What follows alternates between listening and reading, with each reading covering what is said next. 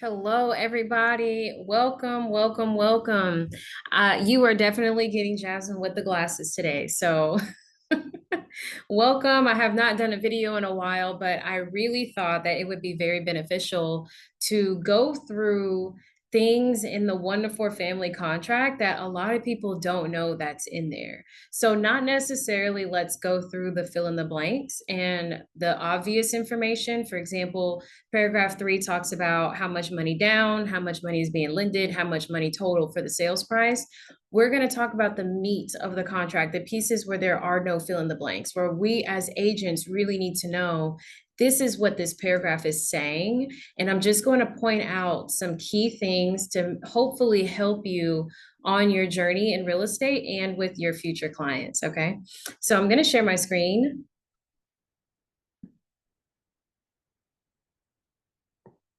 And we're just going to go through some of this stuff. I'm not going to go into anything really crazy. I'm not going to take a whole bunch of your time, but just some things that I really want you to think about and some things that I really feel like are important for you to know. Okay. So the very first thing I want to bring up is paragraph 2B and C and D. B talks about the improvements of a home. C talks about accessories of a home, and then D are going to talk about those exclusions. Paragraph 2 altogether is talking about the property. Most people only look at this spot just so that they can put the legal description, the property that is actually under contract.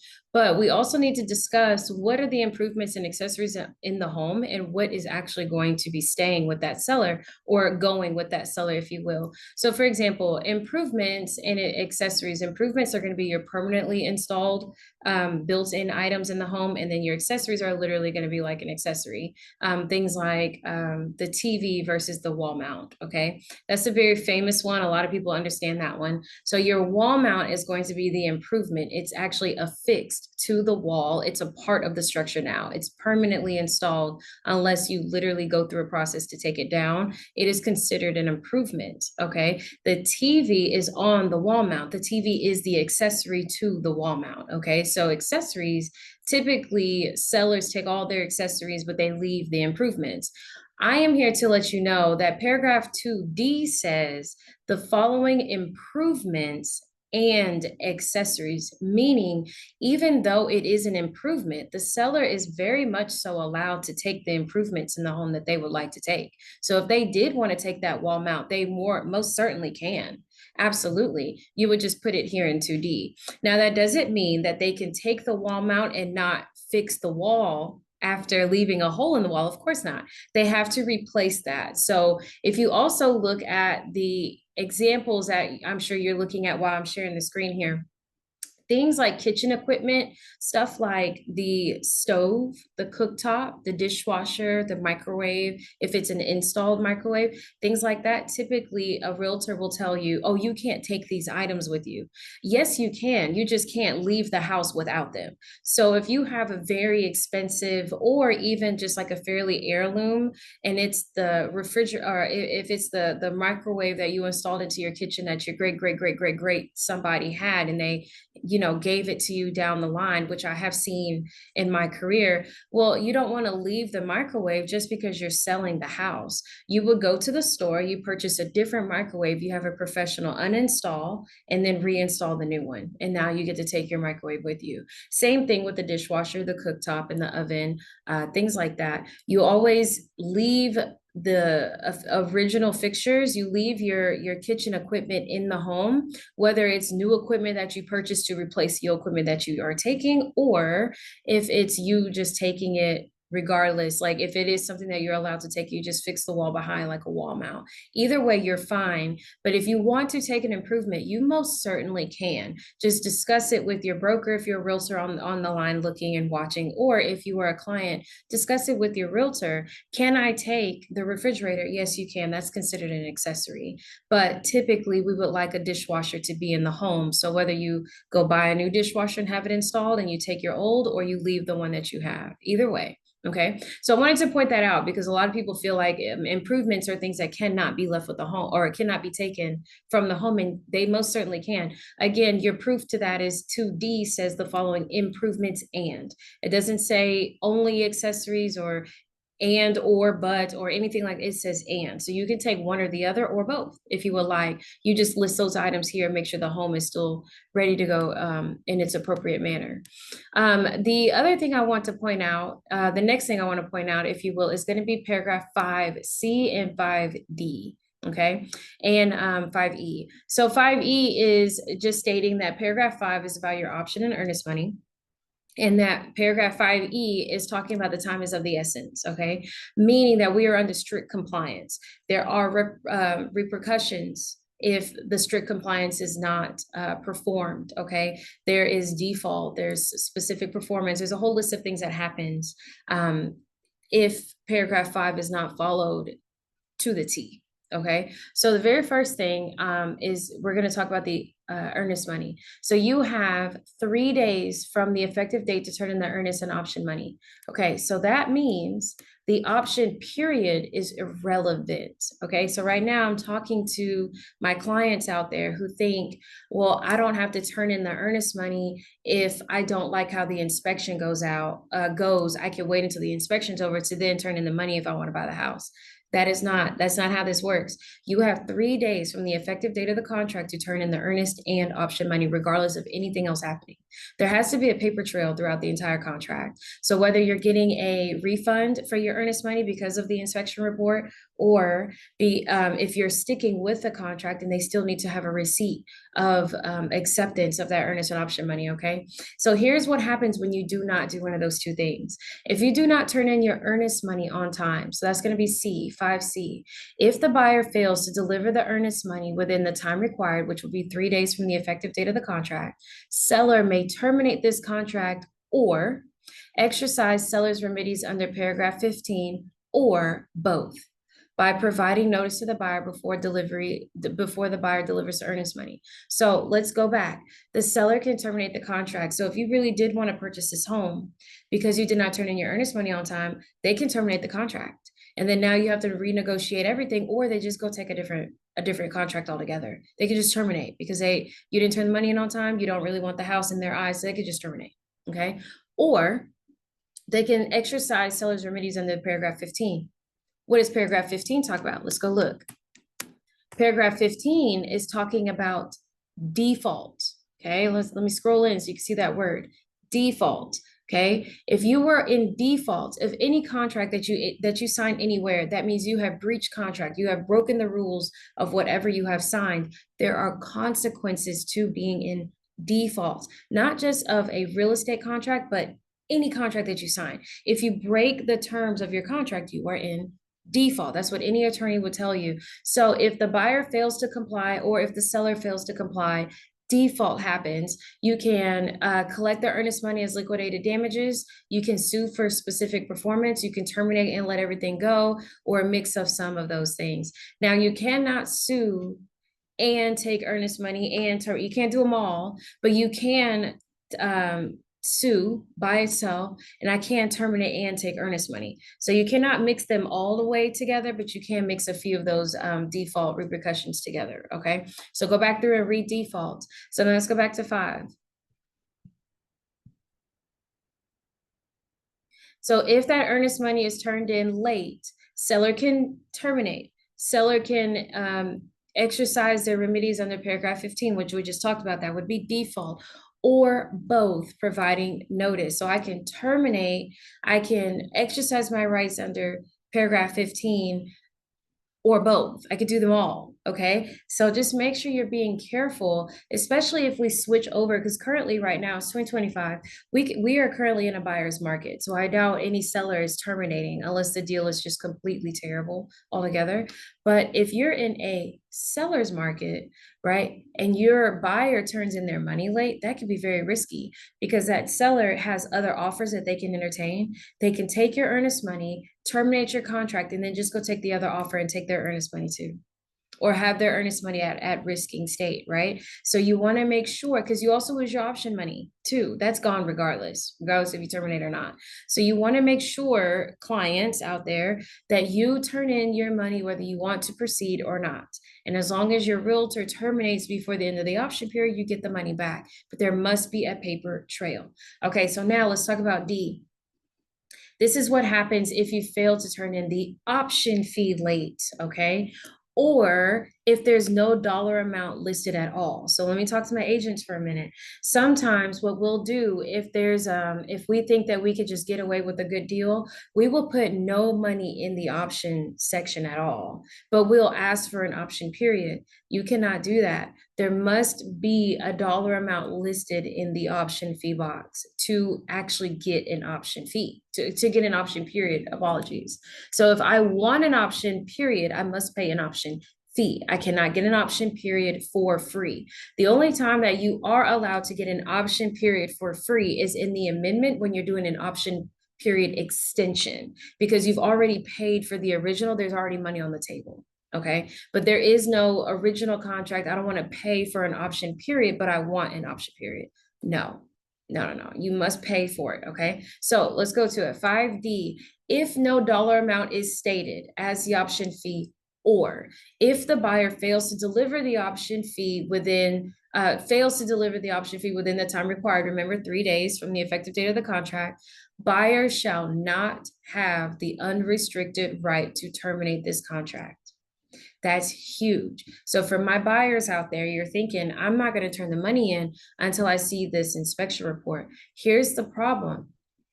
If you don't turn the money in, and then you do the inspection report and you decide, now that I've seen the report, I'll pay my earnest and option money late, and I am going to send this amendment with all these repairs on it because I do want the house as long as they'll do these repairs, and then I won't terminate. That's not the right way of thinking. And agents, if you're doing this, it's the same thing for you as well. That's not the right way of thinking. If you don't put a dollar amount, or if the money is not paid on time, there is no right. If you do not pay for the option period, if you do not pay the option fee, you do not get an option period. Therefore, when you get your list of repairs ready and you put it on that amendment, if the option fee was never received, or if there was no dollar amount listed, then your client does not have an option period, meaning you can do all the amendments you want to, and you can threaten to scare if you don't fix the windows and I'm going to terminate. You lost the right to terminate because you didn't turn in the money on time. Okay, this is huge for buyers and the agents. You must turn the money in on time. I've been on the listing side and I've had a buyer turn the money in a day late, and they send me a list of repairs, and I emailed back and I said, thank you for the information. I will see you at closing. You cannot threaten to terminate this deal with me because you lost that right when you didn't turn the money in on time. Okay, so on the selling side, for my listing agents out there, that is an easy for sure way. If there's a person who calls you and they just say, hey, we are operating in good faith, we're trying to get the money in on time, but it's probably going to be there a day late. That's neither here nor there. Thank you for letting me know. But the contract says what the contract says. So this is not a spot where we get to negotiate if you get an option period or not. It is a fact. You do not get an option period. Oops, sorry.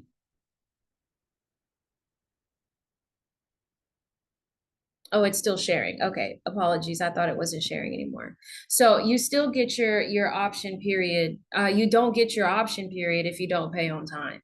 Okay, so you want to make sure that you're doing that. Okay, that's paragraph 5. So something else that I wanted to show you really quickly. Paragraph 6, paragraph 6A8 will or will not be amended. The shortages, we're talking about shortages. The standard printed exception as to discrepancies, conflicts, shortages in area or boundary lines, encroachments or protrusions or overlapping improvements will not be amended or deleted from the title policy, or will be amended to read the shortages in the area at the expense of who.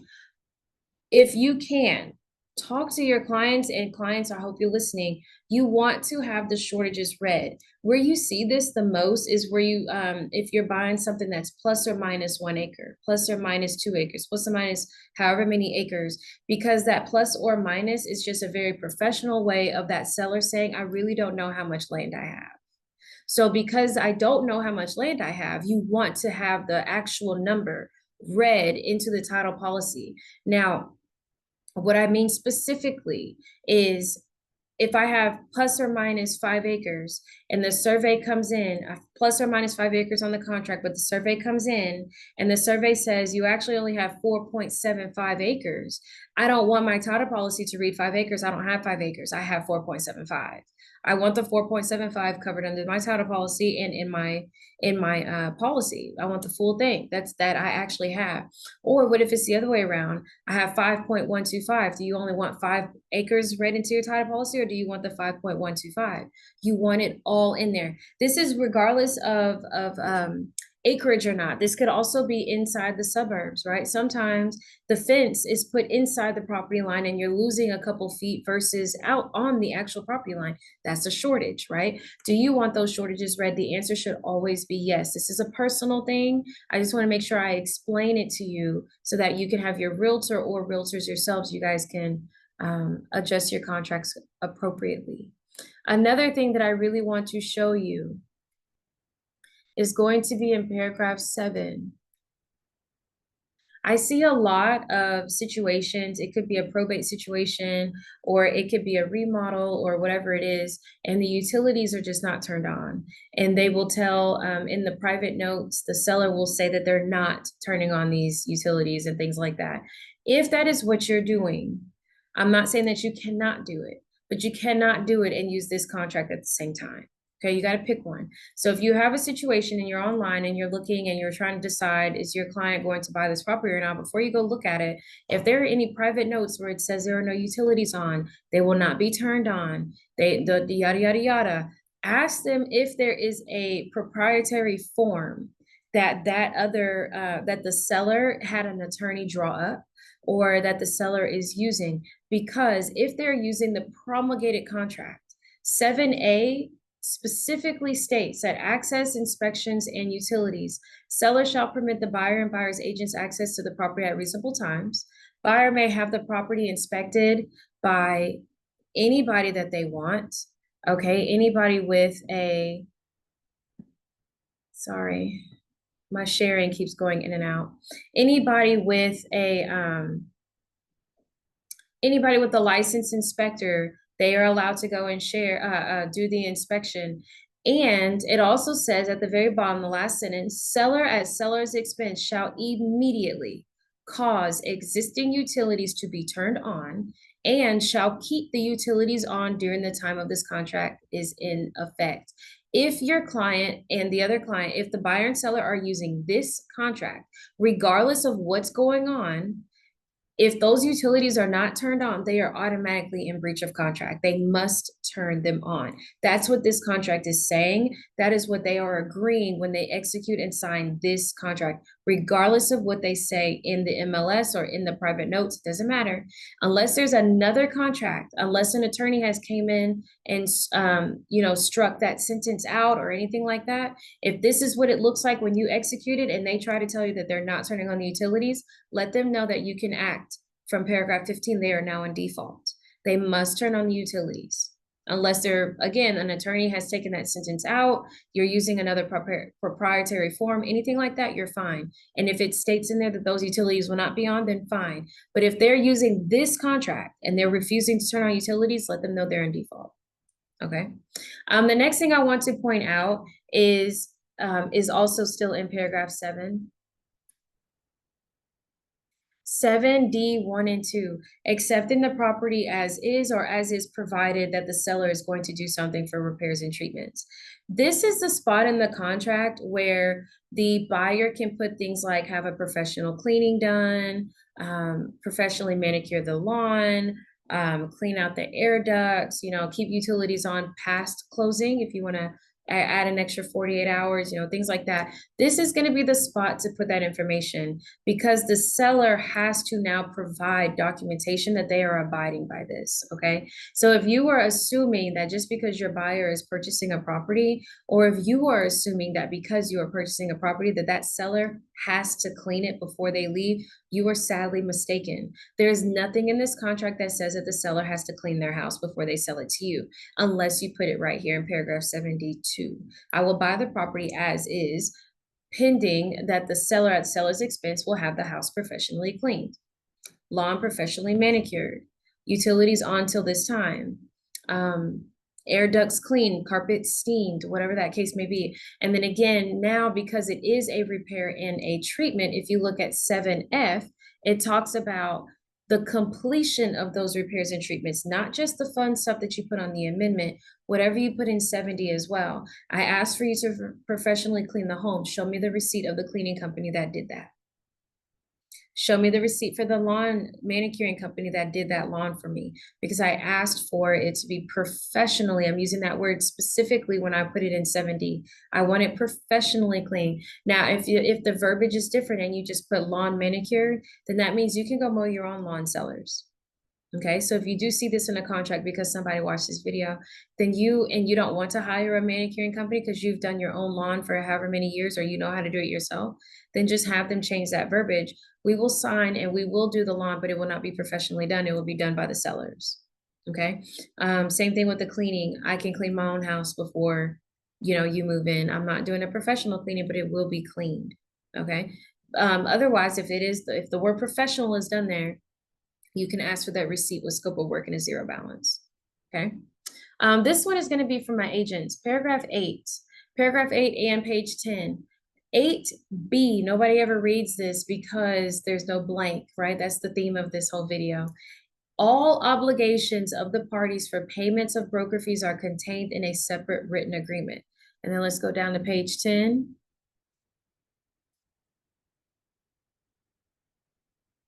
This disclosure is for informational purposes and does not change the previous agreement between brokers to pay or share a commission. That is going to mean you have a different document that is discussing that commission. This contract is not to be used to discuss commission and actually hold anybody to it. So if I want the seller or the listing agent to pay me, then I need a document that says that the seller or the listing agent is going to pay me, right? If I am the buying broker, yes, I can put it in paragraph 12 up here. So let me show you. I can put it right here that the seller is going to pay me if I'm on the buying broker side. But there's an additional document called the compensation agreement between broker and owner. That separate written document is ensuring more than anything that the owner and the broker are on the same page. The owner is going to pay the broker. If it is going to be a page 10 thing where we want the listing agent to pay the buying broker or the cooperating broker, the compensation agreement between brokers needs to be signed. That is the written separate agreement that one broker is guaranteeing to pay the other broker. Yes, you can attempt to fall back on the buyer rep agreement. The problem is on the listing side, I don't see what that says. I don't know what that says. What if that number is different from this number? I need a separate agreement that has an additional security that we are protected. I am paying this much as a listing broker, or I'm receiving this much as the buying broker, or vice versa with the owner. I need another document. It says it in here twice that there must be a separate document. Utilize those other forms that we have to ensure that you are getting your payment. And agents, make sure that those documents, clients, make sure that those other documents have been signed so that you are not left to front the bill. Okay, you don't want to be left to front the bill because your agent did not get paid by whoever promised to pay them when it's not supposed to be you, right? But if there is no separate written agreement and they all decide to not pay, the buy rep agreement says that you will. Okay, so again, you want to make sure that whatever payment structure is happening, that there is a separate written document that has been signed by all the necessary parties to ensure that you are going to get paid. Okay. Besides that, I want to also go into a quick little note here on paragraph 19. All covenants, representations, and warranties in this contract survive closing. If any representation of the seller in this contract is untrue on the closing date, seller will be in default. Stop right there. So For my sellers that think, well, now that we have closed, the house is your problem. That is not always true. If you said that the house was in good shape, you put on your seller's disclosure notice everything, you did not leave anything out, there's no proof out there that you knew that something was wrong and you sold it anyway, then there's going to be a problem. After closing, that buyer can come after you. You are in default. Okay. Whatever is wrong with your house, put it on your seller's disclosure notice and disclose that to your agent. Whatever is going on with the financing, you must, anything, any warranties, any paperwork. If you said you're going to leave the fridge, leave the fridge. If you said you're going to clean, clean. If you don't do something that you said you're going to do and it has closed, it means nothing. Everything survives closing if it's part of this contract. They can always come back and get you later. Okay. Please make sure that you are being as truthful as possible. All your disclosures are signed. Everything is ready to go. You do not want to fall back and not fill out something on the chance that maybe you can get away with it. Or if you find out after the fact and you sold the house with good faith, there is no proof that you actually knew that there was mold behind that sink, you really didn't know, then you're fine. Don't worry about it. But if you knew that there was mold behind that sink and you added a trash can in front of the edge of the sink so that the little mold that you can't see is now covered by that trash can, when they move that trash can after they move in, what are they going to see? They're going to see the mold and they're going to say, you knew about it because it's visible. Things like that, right? Again, so you want to make sure that all your covenants, representations, warranties, paperwork, this contract, your agents, yourself, everybody is in compliance. Everybody's doing everything truthful because it survives closing. And everybody can get drawn right back to court or to the drawing board or anything because you're in default if anything falls through. All because there was a lack of integrity somewhere. Okay. All right. So again, my whole point in this video was just to briefly go through all the different things that are some of the different things that are in this contract that don't have any fill in the blanks, right? So typically, again, your client, your agents are sending you documents and you talked on the phone about what's in the contract, but you just went ahead through DocuSign or Dotloop and you sign, send my offer, but you didn't read it and neither did your agent probably, right? So go through, go through, read this contract, read it, read it, read it, read it, read it, read it, read it, read it, read it. Read it all before you sign it. And agents, you should be reading it too before you have someone sign a document that you've never read yourself.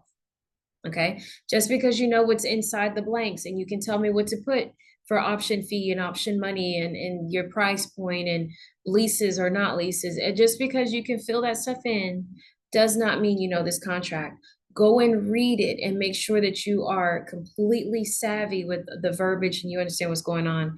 I just highlighted a few things, but literally there are 49 different ways to get a buyer out of this contract. So even on the listing side, you need to know those 49 ways. You need to go in and read. You need to go in and update yourself. Go to the CE classes. And clients that are out there watching this, ask your agent those hard questions. Did you protect me against this? Did you protect me against this? What happens if this happens? How does the contract protect me from this?